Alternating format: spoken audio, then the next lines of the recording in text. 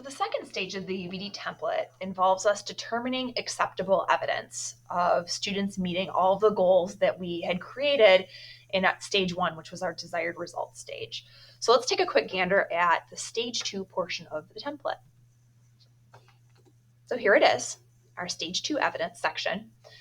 And the first thing that we should probably talk about is this top section, this idea of a performance task. So the performance task or tasks at the end of the unit provide students with an opportunity to prove that they truly understand the understanding goals. So they've made the meaning and had the generalizations that we wanted them to, and they can transfer them to an entirely new situation, a new unfamiliar situation independently. So for this driver's education unit, there are several performance tasks. I would say the first performance task kind of encompasses tasks 1 through 4. So task 1, students have to drive to and from a previously unseen location during daylight hours in light traffic to demonstrate skillful, responsive, courteous, and defensive driving under real-world conditions. And students will then also have to do the same task in rainy conditions, rush hour traffic, and after dark. And so I'm going to pull our goals in for just a second. Just ignore those blue boxes for right now. This task that students would complete independently shows transfer because it's a completely previously unseen location. It's a new scenario, a new situation that students are unfamiliar with. So they'll have to be able to drive courteously and defensively without accidents or needless risk and adapt their knowledge of safe driving to various conditions by completing these first 4 tasks. Additionally, when students are driving, we'll be able to determine, do they understand these things, that they have to drive defensively? So they're out constantly on the lookout for other drivers being inattentive. We'll be able to see if they understand that they have to constantly adapt their driving to various conditions because they have to drive a little bit differently in each one of these conditions. Additionally, a lot of the knowledge and skills that students have learned are applicable in that task as well.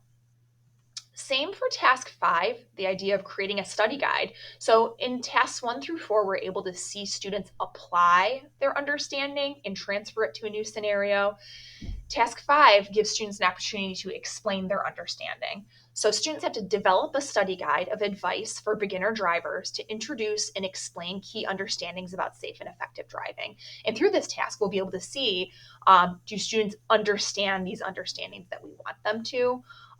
Maybe they're also speaking to how they're driving, how they contribute to courteous and defensive driving, and how they might need to adapt safe driving to various conditions. So again, it gives us a chance for students to explain their thinking and whether or not they understand.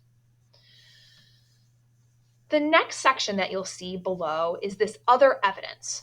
So we've already come up with a performance task for students to demonstrate transfer, understanding, and other knowledge and skills that they've learned during the course of the unit. And other evidence is that opportunity for us to make sure, did students meet every single goal that we designed? So those could be a variety of ways of measurement. So maybe students are taking a quiz. Maybe it's observational data. Maybe it's a skill test. Maybe it's a written test. So that's just a way for you to determine, did students meet all of the goals? You'll notice too, I'm going to show you the goals, that we have in italics at the end of each task, the goals addressed. So I'll show you our goals, and now is a really good time to pay attention to these blue boxes. As you can see in our stage 1 desired results, we've coded our goals. So not only did we tag goals with standards to make sure that each goal is connected to a standard, but we also coded these. So if there's 2 transfer goals, one is T1, our first transfer goal, and one is T2, our second transfer goal. We did the same thing with our 3 understanding goals, our 4 knowledge goals, and our 5 skill goals. So we've got our U's, our K's, and our S's all numbered. So that's really helpful for us because as we get into stage 2 evidence, we can actually tag our assessments to make sure that every single goal is addressed. Now you'll notice in our performance task section that our transfer goals and our understanding goals are all measured here. So we've got every single one, plus some knowledge and skill goals as well, because they're being measured by those tasks, in addition to the transfer and understanding goals.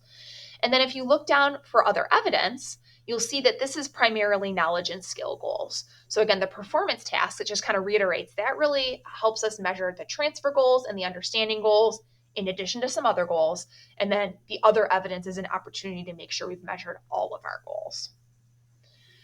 Finally, the last thing that we might want to look at is the evaluative criteria. If we fill this out as we're developing our stage 2 evidence, it helps us determine what qualities are most important to look for when measuring student success. So we want students to drive skillfully, controlled, defensively, etc. And then this will help us create a rubric or create success criteria that we can share with students so they know what to aim for.